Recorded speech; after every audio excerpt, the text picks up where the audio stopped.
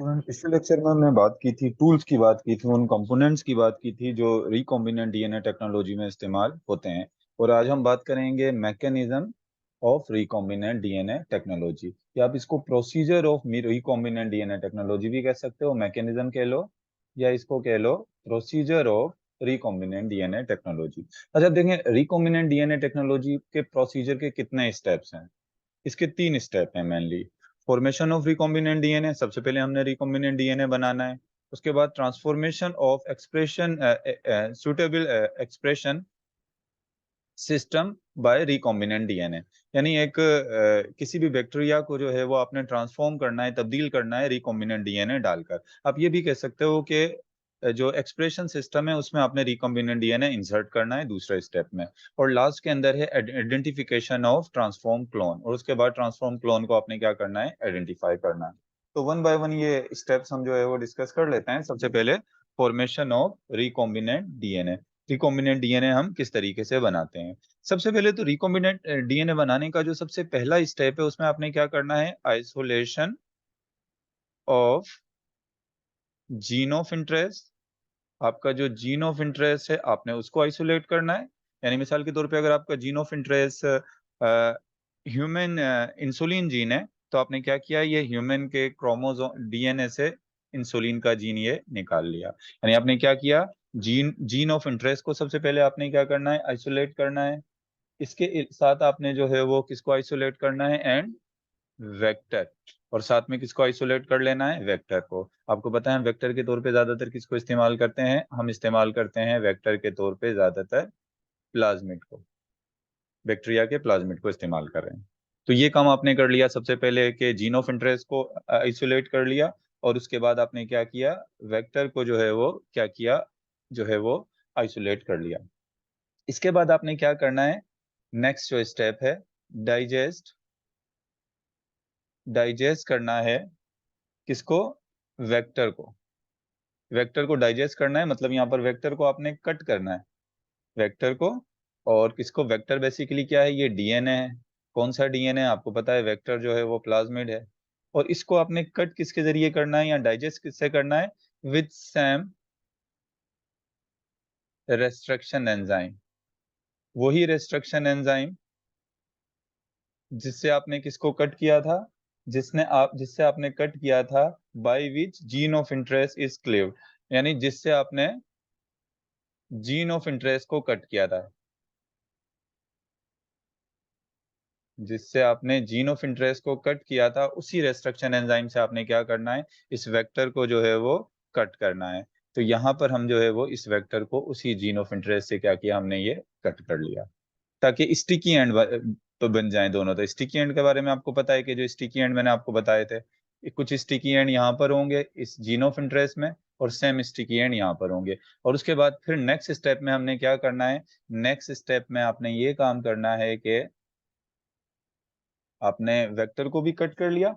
Vector को cut करने के बाद आपने ये करना है कि vector and gene of interest are incubated, यानी वेक्टर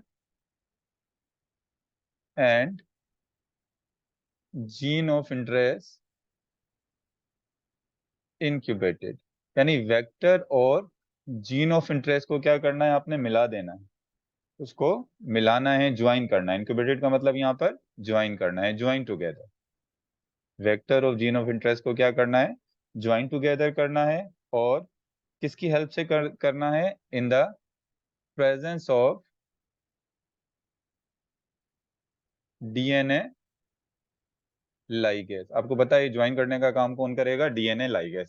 तो अब ये जो जीन ऑफ इंटरेस्ट है हमारा, ये जो रेड वाला जीन ऑफ इंटरेस्ट है, अब इसको मैंने ज्वाइन करना है। इसको ज्वाइन करवाना है किससे, इसको ज्वाइन कराना है इस वेक्टर के साथ।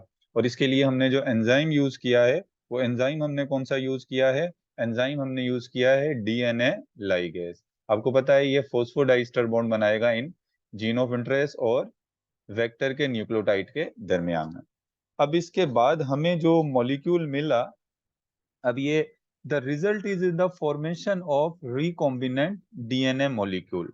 अब ये जो रिजल्ट में हमें, अब ये मतलब इस पूरे रिजल्ट से हमें क्या मिल गया, इससे हमें मिल गया रिकॉम्बिनेंट डीएनए मॉलिक्यूल। ये हमारे पास तैयार हो गया क्या, रिकॉम्बिनेंट डीएनए मॉलिक्यूल हमारे पास ये तैयार हो गया है, जिसमें क्या मौजूद है, vector and gene of interest. यानी रिकॉम्बिनेंट डीएनए मॉलिक्यूल जो है, इसमें क्या क्या मौजूद है, इसमें आपके पास वेक्टर है और इसमें आपके पास जीन ऑफ इंटरेस्ट। तो ये हमने बात कर ली formation of recombinant DNA, how recombinant DNA will be form. First of all what you will do, you will isolate, you will take out gene of interest and vector. From where you will get gene of interest? Gene of interest you will get from the DNA, from the DNA of, if there is a gene of interest is insulin, you can take gene of interest from human DNA। और इसके अलावा जो है वो आप vector जो है वो आप बैक्टीरिया से लोगे। उसके बाद फिर आपने क्या करना है, इन दोनों, इसके बाद वेक्टर को कट करना है उसी एंजाइम से जिससे जीन ऑफ इंटरेस्ट को कट किया है। उसके बाद vector of gene of interest को मिला देना है और मिलाने के बाद आपका ये रिकॉम्बिनेंट डीएनए बन गया और पहला स्टेप आपका क्या हो गया, ये कंप्लीट हो गया। अब दूसरे स्टेप की तरफ चलते हैं, जो कि कहता है कि ट्रांसफॉर्मेशन ऑफ एक्सप्रेशन सिस्टम। यानी ये जो रिकॉम्बिनेंट डीएनए आपने बनाया है, यहाँ पर ये जो रिकॉम्बिनेंट डीएनए हमने बना दिया है, ये जिसमें वेक्टर है और साथ में क्या है, साथ में आपके पास है ये जीन ऑफ इंटरेस्ट भी इसके साथ लगा हुआ है। ये रेड कलर से मैं शो कर रहा हूँ, जीन ऑफ इंटरेस्ट। अब आपने क्या करना है, इसको जो है वो इंसर्ट करना है, इसको जो है वो ट्रांसफर करना है किसके अंदर, इसको इंसर्ट करना है रिकॉम्बिनेंट डीएनए को, किसमें, होस्ट सेल में। इसको आप ऐसे भी कह सकते हो, insertion of recombinant DNA in host cell. जाहिर सी बात है, जब आप होस्ट सेल में रिकॉम्बिनेंट डीएनए डाल दोगे तो होस्ट सेल क्या हो जाएगा, ट्रांसफॉर्म हो जाएगा, तब्दील हो जाएगा। आपको पता है ना, एक नया जीन डालकर जब किसी सेल को हम चेंज कर देते हैं, उसकी जेनेट उसमें एक नई कैरेक्टरिस्टिक आ जाती है, तो वो क्या हो जाता है, ट्रांसफॉर्म हो जाता है। अब इसके लिए हमने करना क्या है, जो है वो होस्ट सेल में ट्रांसफर करने के लिए सबसे पहले तो आपने ये करना है कि रिकॉम्बिनेंट डीएनए के अंदर जो है आपने पुटिंग द एक्सप्रेशन सिस्टम, इसमें आपने पहले स्टेप में क्या करना है कि आपने पुटिंग एक्सप्रेशन सिस्टम। आपको पता है यहाँ पर एक्सप्रेशन सिस्टम क्या है, एक्सप्रेशन सिस्टम हमारे पास बैक्टीरिया का सेल है, इस एक्सप्रेशन सिस्टम को हम होस्ट भी कह सकते हैं। पुटिंग ऑफ एक्सप्रेशन सिस्टम, जिसमें बैक्टीरियल सेल है, और ऐसा अपने बैक्टीरियल सेल लेना है जिसमें क्या हो, नो प्लाज्मिड, जिसके अंदर प्लाज्मिड मौजूद ना हो।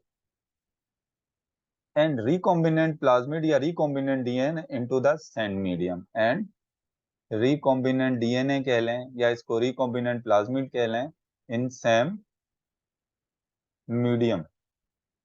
ये देखें एक मीडियम है, मिसाल के तौर पे ये मैं कहता हूँ एक मीडियम है मेरे पास, इस सेम मीडियम में मैंने ये रिकॉम्बिनेंट डीएनए भी ले लिया और साथ में क्या ले लिया, ये होस्ट सेल भी ले लिया, एक ही मीडियम के अंदर मैंने दोनों को लिया।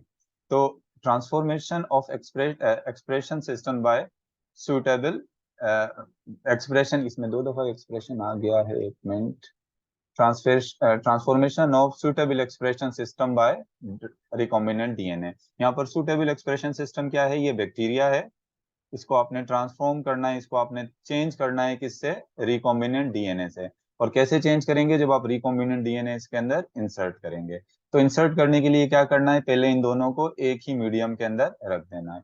जब आप इन दोनों को एक ही मीडियम में रखेंगे, अब इस रिकॉम्बिनेंट डीएनए ने इसके अंदर दाखिल होना है बैक्टीरिया में। अब इसके अंदर दाखिल ये किस तरीके से होगा, अब इसको बैक्टीरिया को किस चीज से ट्रीट करोगे कि ये रिकॉम्बिनेंट डीएनए जो है वो किस में दाखिल हो जाए, ये दाखिल हो जाए होस्ट सेल के अंदर। तो हम जो है वो इसको ट्रीट करते हैं, bacterial cell take up recombinant plasmid specially if they are treated with calcium chloride. यहाँ पर बैक्टीरियल सेल को किससे ट्रीट करना है, bacterial cell treated with calcium chloride. यानी बैक्टीरियल सेल में आपने क्या डालना है, कैल्शियम क्लोराइड, यानी इसी के अंदर जो है वो आपने कैल्शियम क्लोराइड भी जो है वो इसी मीडियम में दे देना है। अब कैल्शियम क्लोराइड देने का फायदा क्या होता है, ये कैल्शियम क्लोराइड क्या करता है, अगर आप कैल्शियम क्लोराइड बैक्टीरिया के सेल को देंगे तो ये bacterial cell became more permeable to recombinant DNA. यानी बैक्टीरिया का ये जो सेल है परमिएबल हो जाएगा, यानी इसके जो वॉल है इसमें छोटे छोटे पोर्स हो जाएंगे, जिसके जरिए रिकॉम्बिनेंट डीएनए आराम से किसमें दाखिल हो जाएगा, इस बैक्टीरिया में दाखिल हो जाएगा। उसके बाद वो पोर बंद भी हो जाते हैं। तो कैल्शियम क्लोराइड देने का जो मकसद है बेसिकली वो क्या है, वो ये है कि इस बैक्टीरिया के सेल में ये परमिएबल हो जाएंगे, ऐसे पोर हो जाएंगे, जिससे रिकॉम्बिनेंट डीएनए किसमें दाखिल हो जाएगा, रिकॉम्बिनेंट डीएनए बैक्टीरिया के सेल के अंदर दाखिल हो जाएगा। तो अब ये जो बैक्टीरिया का सेल बन गया, रिकॉम्बिनेंट डीएनए जब बैक्टीरिया के सेल में दाखिल हो गया, अब ये बैक्टीरिया का सेल क्या करेगा, अपने आप को रेप्लिकेट करेगा। अब इसकी मल्टीप्लिकेशन होगी, 1 से 2 सेल, 2 से 3 सेल। यानी अब ये जो बैक्टीरिया है, जो ट्रांसफॉर्म बैक्टीरिया है, अब हम इस बैक्टीरिया को क्या कहेंगे, ये ट्रांसफॉर्म बैक्टीरिया है, जो कि अब क्या होगा, डिवाइड होगा। और किसके साथ डिवाइड होगा, विद रिकॉम्बिनेंट डीएनए के साथ। और उससे क्या होगा, जितने ज्यादा नए बैक्टीरिया बनेंगे, उसके साथ साथ क्या बनेगा, रिकॉम्बिनेंट डीएनए भी साथ में बनेगा। इसमें जो इंपॉर्टेंट पॉइंट है बस ये है कि अगर आपसे पूछा जाए कि बैक्टीरिया के सेल को रिकॉम्बिनेंट डीएनए के लिए परमिएबल करने के लिए आपने किस चीज से ट्रीट करना है, जो एमसीक्यू पॉइंट ऑफ व्यू से या कोई शॉर्ट क्वेश्चन के लिहाज से जो इंपॉर्टेंट बात है जो आपने याद रखनी है, वो याद रखना है कैल्शियम क्लोराइड से ट्रीट करना है। तब जाकर जो है वो रिकॉम्बिनेंट डीएनए जो है वो बैक्टीरिया के सेल में क्या होगा, एंटर होगा। या अगर आपसे पूछा जाए कि कैल्शियम क्लोराइड का क्या रोल होता है बायोटेक्नोलॉजी में, तो इसका रोल यही है कि बैक्टीरिया के सेल को परमिएबल करता है, किसके लिए, बेसिकली जो है वो रिकॉम्बिनेंट डीएनए के लिए। अच्छा, अब एक और चीज देखें, मिसाल के तौर पे ये एक बैक्टीरिया का सेल है, ट्रांसफॉर्म कैसे हो गया ये। अब जब आपने इसमें रिकॉम्बिनेंट डीएनए डाल दिया, ये बैक्टीरिया का सेल था, पहले इसके पास ये रिकॉम्बिनेंट डीएनए नहीं था, अभी आपने क्या किया, इसके अंदर रिकॉम्बिनेंट डीएनए डाल दिया। और रिकॉम्बिनेंट डीएनए के पास कौन सा वाला जीन है, इंसुलिन का जीन। तो अब ये जो प्रोडक्ट बनाएगा वो प्रोडक्ट कौन सी होगी, इंसुलिन।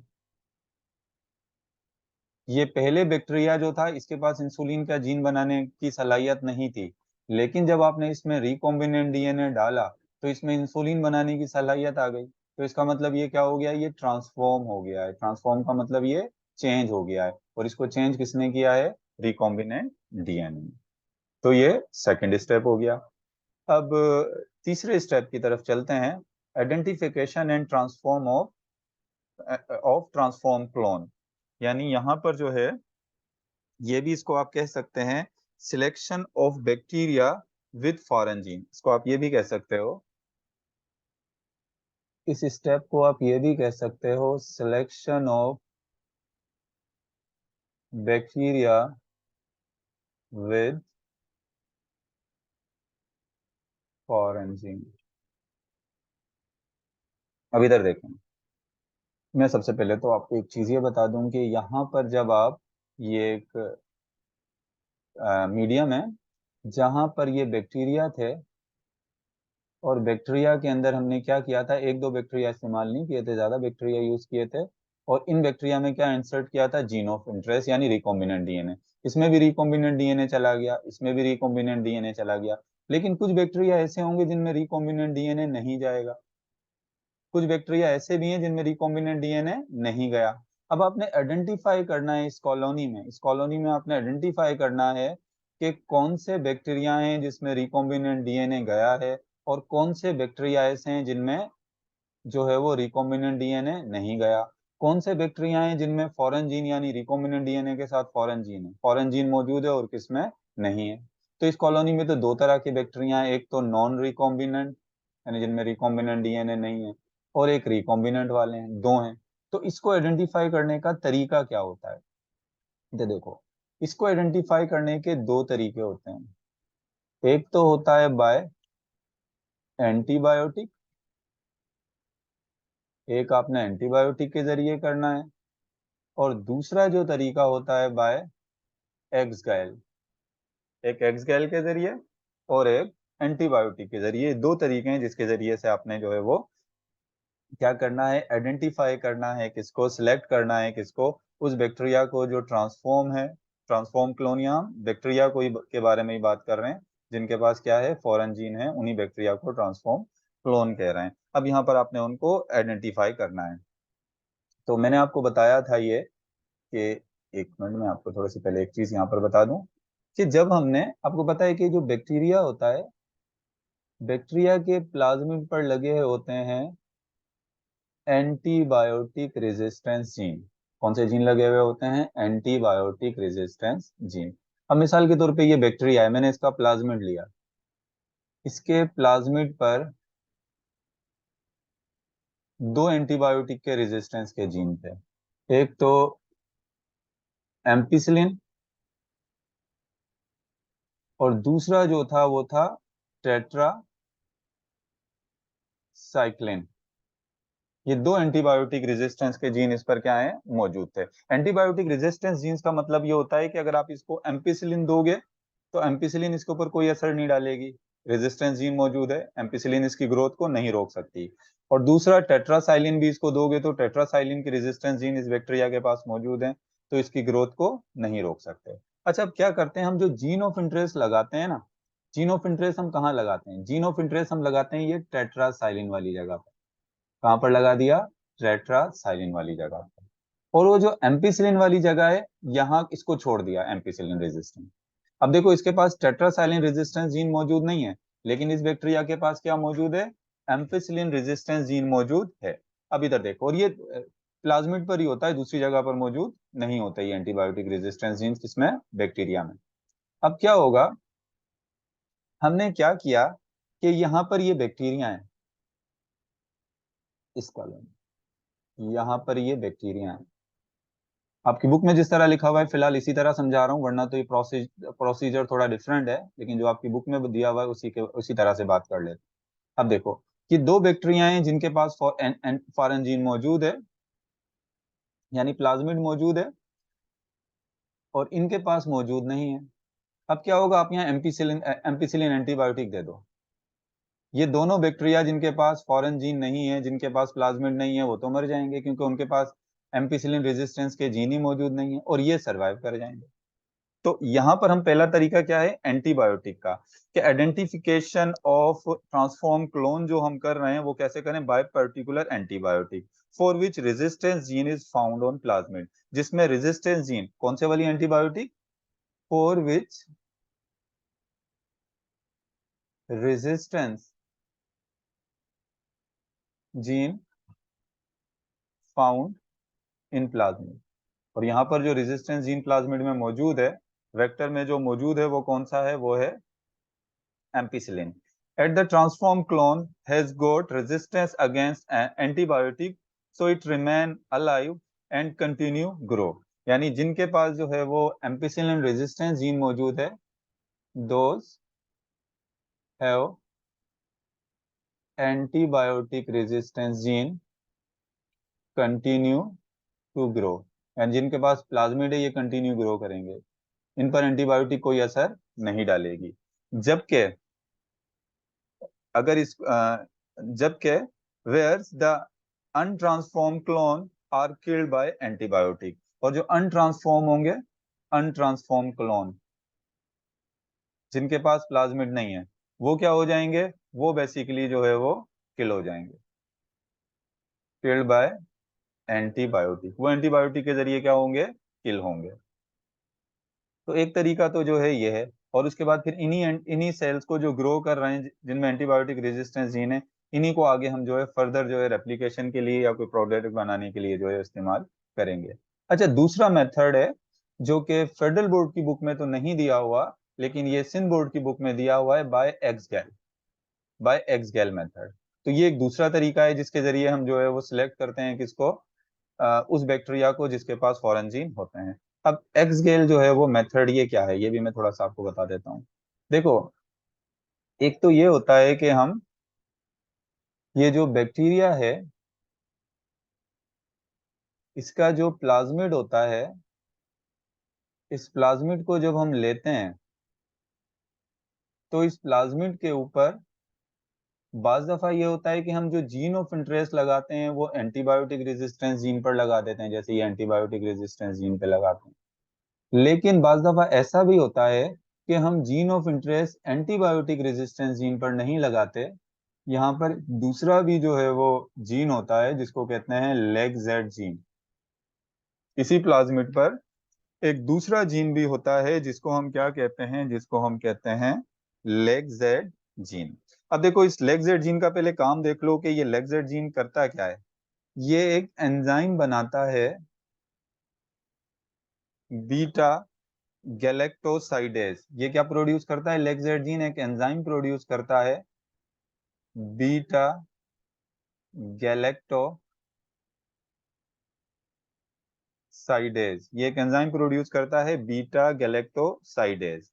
और ये बीटा ग्लूकोसाइडेज जो एंजाइम है, इसको अगर आप दोगे, किसको, एक मॉडिफाइड शुगर होती है एक्सगेल शुगर।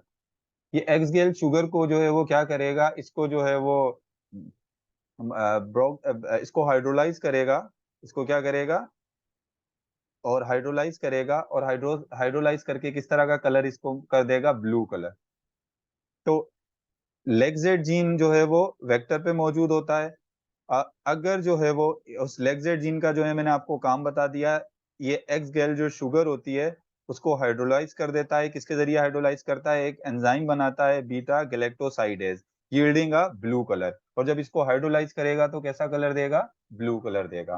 तो यहाँ पर थोड़ी सी जो ये चीज आप ये समझ लें पहले कि लेगजेड जीन का काम क्या है। ये एक एंजाइम प्रोड्यूस कर रहा है, जिस एंजाइम को हम क्या कह रहे हैं, बीटा गैलेक्टोसाइडेज। अगर आप इस बीटा गैलेक्टोसाइड जो है वो इसको, जो ये बेसिकली जो ये एंजाइम है, वैसे तो ये लैक्टोज शुगर के लिए होता है, लेकिन अगर आप इसको एक मॉडिफाइड शुगर दोगे, एक्स गेल एक मॉडिफाइड शुगर होती है, तो ये क्या करेगा, इसको जो है मेटाबोलाइज करेगा, इसको हाइड्रोलाइज करेगा। और इसको जो है वो इसका कलर जब ये मेटाबोलाइज हो जाएगी शुगर, या हाइड्रोलाइज होगी ये शुगर, तो इसका कलर क्या हो जाएगा, ब्लू हो जाएगा। और मैंने अभी आपको क्या बताया कि बाज दफा हम क्या करते हैं कि ये जो जीन है, जीन ऑफ इंटरेस्ट, हम एंटीबायोटिक रेजिस्टेंस जीन पर नहीं लगाते। बाज दफा ये हम जीन ऑफ इंटरेस्ट कहाँ लगा देते हैं, ये लगा देते हैं लेगजेड जीन पर। देखो यहाँ पर मैंने ये रेड कलर का जीन ऑफ इंटरेस्ट कहाँ लगा दिया है, लेगजेड जीन पर। तो अब क्या होगा, यहाँ पर मेरे पास अब जो मीडियम है, यहाँ पर मेरे पास जो मीडियम है, ये देखें, इस मीडियम में बैक्टीरिया हैं। कुछ बैक्टीरिया ऐसे हैं जिनके पास रिकॉम्बिनेंट डीएनए मौजूद है, और कुछ बैक्टीरिया ऐसे हैं जिनके पास रिकॉम्बिनेंट डीएनए मौजूद नहीं है। जिसके पास रिकॉम्बिनेंट डीएनए मौजूद है उसके पास लेगजेड जीन, लेगजेड जीन जो है वो मौजूद है, मौजूद नहीं है। और बाज़ दफा कुछ बैक्टीरिया ऐसे भी होते हैं जिनके पास प्लाज्मिड तो होता है। अब आप इधर देखो, ये बैक्टीरिया है, इसके पास प्लाज्मिड तो मौजूद है। ये बैक्टीरिया है जिसके पास प्लाज्मिड तो मौजूद है लेकिन एक्स गेल जीन मौजूद नहीं है। अब देखो यहाँ मैं तीन तरह के बैक्टीरिया बना लेता हूँ। देखो यहाँ इस कॉलोनी में तीन तरह के बैक्टीरिया आ गए हैं। एक बैक्टीरिया वो है जिसके पास फॉरेन जीन मौजूद है, और दूसरा बैक्टीरिया ये है जिसके पास प्लाज्मिड तो मौजूद है लेकिन फॉरेन जीन मौजूद नहीं है। तीसरा बैक्टीरिया वो है जिसके पास क्या मौजूद है, जिसके पास जो है वो बेसिकली जो है वो प्लाज्मिड ही नहीं है। तो आप क्या करोगे, जब एंटीबायोटिक दोगे तो ये वाला बैक्टीरिया तो खत्म हो जाएगा क्योंकि इसके पास प्लाज्मिड है ही नहीं। प्लाज्मिड के पास एंटीबायोटिक रेजिस्टेंस जीन होते हैं। लेकिन ये वाला बैक्टीरिया और ये बैक्टीरिया एंटीबायोटिक से सरवाइव कर जाएंगे क्योंकि इसके पास भी एंटीबायोटिक रेजिस्टेंस जीन है, इसके पास भी एंटीबायोटिक रेजिस्टेंस जीन है। लेकिन यहाँ पर इन दोनों में फर्क क्या है कि इसके पास लेगजेड जीन है लेकिन इसके पास लेगजेड जीन नहीं है। अगर आप एक्सगेल दोगे, इसको भी दोगे और इसको भी एक्सगेल दोगे, तो इसके पास लेगजेड जीन मौजूद है, तो ये क्या बनाएगा, बीटा गैलेक्टोसाइड एंजाइम बनाएगा। और ब्लैक्टा गैलेक्टोसाइड एंजाइम यहाँ पर कौन सा कलर दे देगा, ब्लू। लेकिन ये वाला जो है जिसके पास लेगजेड जीन नहीं है, बीटा गैलेक्टोसाइड एंजाइम नहीं बनाएगा, और इसका कलर क्या हो जाएगा, व्हाइट। तो इससे भी आप फर्क कर सकते हो कि जहाँ ब्लू कलर है वहां पर वो बैक्टीरिया मौजूद हैं जिनके पास जीन ऑफ इंटरेस्ट नहीं है। जहां व्हाइट कलर आएगा वहां पर वो बैक्टीरिया मौजूद हैं जिनके पास क्या है, जीन ऑफ इंटरेस्ट है। तो ये दो तरीके हैं जिनसे आप इसको पता लगा सकते हो। एक बार फिर इसको मैं बता देता हूँ। देखो, ये जब आप कॉलोनी बनाते हो बैक्टीरिया की, तो इस कॉलोनी में कुछ बैक्टीरिया ऐसे होते हैं जिनके पास जीन ऑफ इंटरेस्ट मौजूद होता है, लेकिन यहाँ पर कुछ बैक्टीरिया ऐसे भी होते हैं जिनमें प्लाज्मिड ही मौजूद नहीं होता, यानी रिकॉम्बिनेंट डीएनए उसके अंदर गया ही नहीं होता। और कुछ ऐसे बैक्टीरिया भी आ जाते हैं जिनके पास प्लाज्मिड तो होता है, लेकिन क्या मौजूद नहीं होता, रिकॉम्बिनेंट डीएनए मौजूद नहीं होता। तो इसके लिए आपने क्या करना है, दो तरीके हैं, या तो एंटीबायोटिक दे दो। एंटीबायोटिक से क्या होगा, ये वाला बैक्टीरिया तो मर जाएंगे जिनके पास प्लाज्मिड नहीं है, क्योंकि एंटीबायोटिक रेजिस्टेंस जीन किसके पास मौजूद होते हैं, जिन बैक्टीरिया के पास प्लाज्मिड है। लेकिन यहाँ पर भी जिनके पास प्लाज्मिड है वहां पर भी दो तरीके के आ गए। एक वो आ गए जिनके पास एंटीबायोटिक फॉरेन जीन है, लेकिन ऐसे ऐसे भी प्लाज्मिड है जिनके पास फॉरेन जीन नहीं है। अगर आपने एक्स गेल पर लगाया है, नॉर्मली ज्यादातर हम यही तरीका इस्तेमाल करते हैं कि एक्स गेल पर लगाते हैं क्या, एंटीबायोटिक जो है वो जीन ऑफ इंटरेस्ट। तो क्या होगा, तो ये होगा कि जिनके पास एक्स गेल जिनके पास जो है, जब इनको आप एक्स गेल दोगे, तो जिनके पास लेगजेड जीन मौजूद नहीं है, वो एक्स गेल जो जो alpha glucoside beta galactosidase enzyme produce नहीं कर सकेंगे, और इनका कलर कैसा हो जाएगा, व्हाइट। जबकि इनके पास जो है वो लेगजेड जीन मौजूद है, तो ये बीटा गैलेक्टोसाइड एंजाइम रिलीज करेंगे और एक्स गेल को किस कलर में कन्वर्ट कर देंगे, ब्लू कलर के अंदर। तो ये तरीके कुछ थे।